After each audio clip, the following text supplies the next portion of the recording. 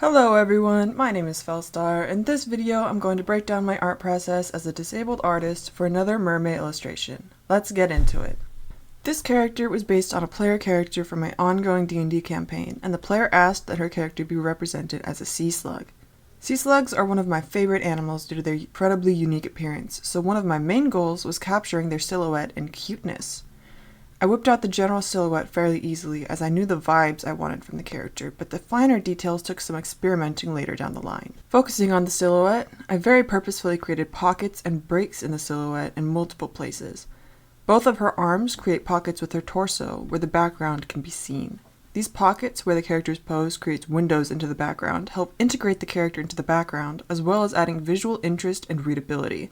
A character whose pose has no windows into the background are more difficult to read, as keeping track of the limbs becomes more difficult. However, this can be used to great effect if you are trying to make the character feel small or disconnected from their surroundings. In addition to these pockets, I added breaks in the silhouette where the fins, tail, and antennae create visual interest. An interesting silhouette has areas of visual interest and rest. If the whole silhouette is chaotic, then the character becomes more difficult to read. However, a silhouette with a mixture of points of interest and places to rest makes the character more exciting to look at without becoming overwhelming. I struggled with this a bit with the decoration on her tail. I didn't want it to be too complex or unrecognizable, otherwise it would confuse the viewer just long enough. You don't want your viewer to be confused when looking at a character or illustration in general, unless that's your goal, I suppose, which can be a difficult judgment to measure. A nice practice to avoid this would be to show your illustration to a friend or family member and ask them what they see after the first 5 or 10 seconds. If they can tell you the gist of your illustration, then you're good. If not, you may want to rethink your pose or adjust the silhouette. As artists, we stare at our illustrations for so long that it can be difficult to see mistakes after a while. Another tip would be to flip your canvas if you are working digitally, or take your physical canvas and look at it through a mirror. This changes the context of the piece and allows your brain to look at it with fresh eyes. On my pieces, I generally try to do this after I complete each stage of a piece, just to check for proportions and legibility. The hair was a particular challenge that I struggled with through the entire process. Hair underwater is particularly difficult to draw, so after many attempts to block the silhouette, I wound up abandoning the attempt to draw line art and just painted it. As for the character's pose, my intent was to make her look surprised, as if a marine life photographer had just snapped a picture while she was going about her business, and she didn't see them until the flash went off. For all of these MerMay illustrations, that is the story I was thinking in my head. I was a marine life photographer seeking out various types of mermaids to catalog them. This helped me put the characters into context to figure out their pose and general vibes. In this one, she's startled. Once I'm satisfied with the sketch, I jumped into drawing the line art. To create the illusion of depth, I used a thicker brush to line the foreground elements, and my brush progressively becomes smaller and smaller the further into the background I went. Additionally, for the furthest elements in the background, I grayed out the lines to force the atmospheric perspective. Sharper, darker lines will appear closer than gray lines. I used a reference for the background to gather the general shapes of the rocks and plant life that would accompany this part of the seafloor. I placed the foreground elements on the left side because the character, aka the focal point, was on the right side of the canvas, and I needed something to balance the composition. However, I ensured all of the plants had simple silhouettes to reduce competition with the focal point. On the body, I used thin, incomplete lines to give the impression of form while maintaining an element of softness. The suggestion of form can be a powerful thing. The last bits of line art are the indentations in the sand I added at the bottom. I figured she is a heavy and large sea slug, so she would be creating an indent in the sand as she chugs along. Small touches like this will help your character feel like they belong in the scene. Now is the scary part: color and background. Sometimes I block in the base colors for the character before painting the background, but sometimes I just block in the character with gray before jumping into the background. Here, I placed in the character's base colors referenced directly from a previous illustration I had completed of the character. It's important to use a very neutral reference if you are using one to color pick. Side note, I generally avoid color picking when I can, as it's a bad habit and prevents you from training your eye to detect color. But sometimes you've got to preserve what brain power you can and take some shortcuts just to finish the piece. Back to what I was saying. If you are grabbing a reference from a show or video game or whatever, it is crucial to find a reference in neutral lighting. Otherwise, the skin color, hair color, eye color, etc. may be drastically different than what the character actually has.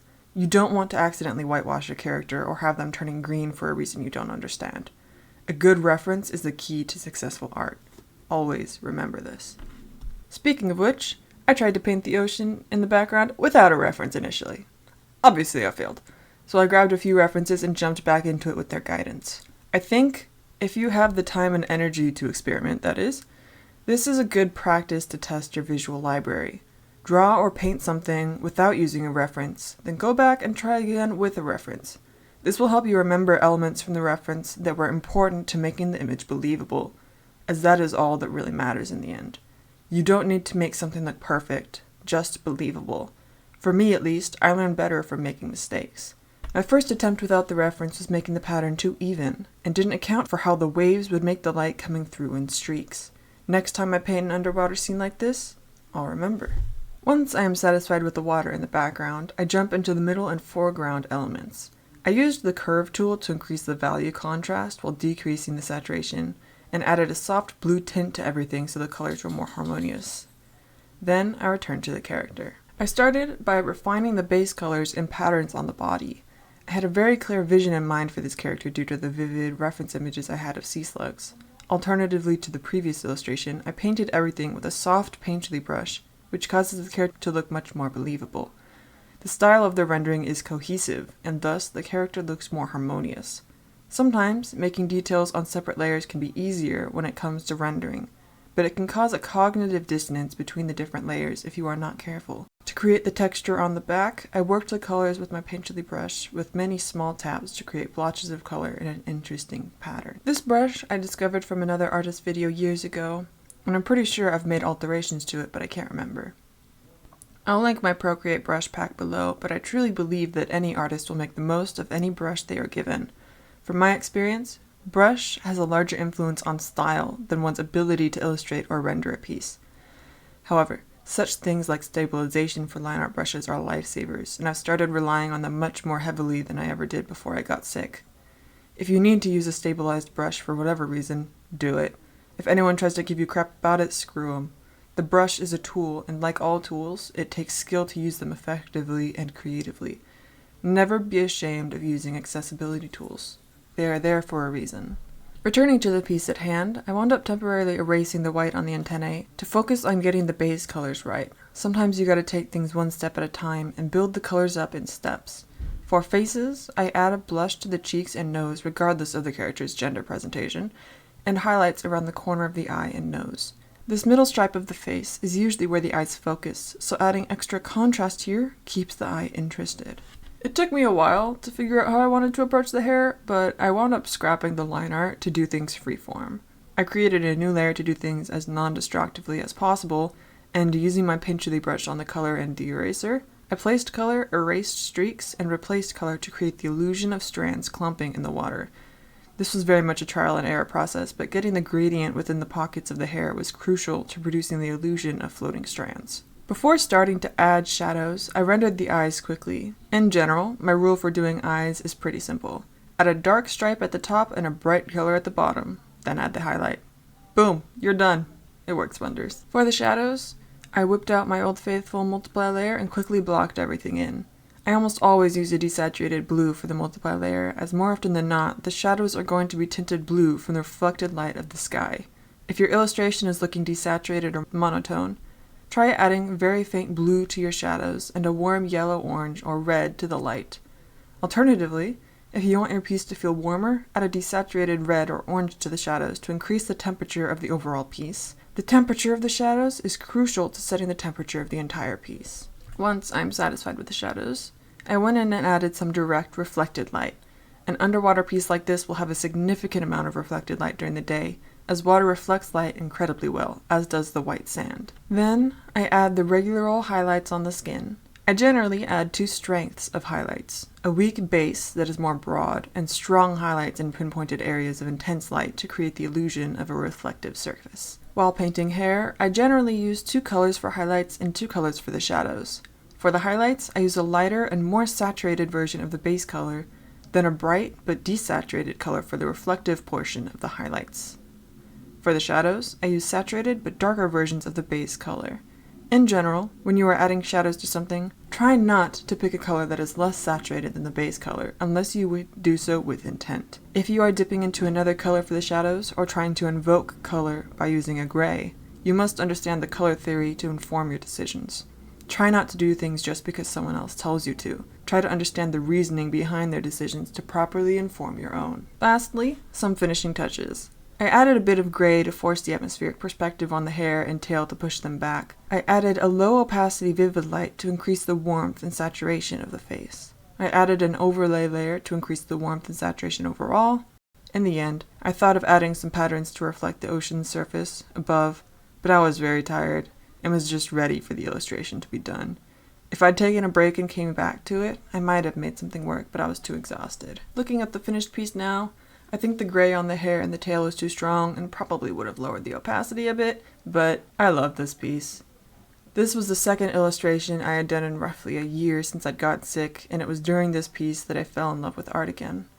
I remember looking over at my dad and saying, I think I just fell in love with art again.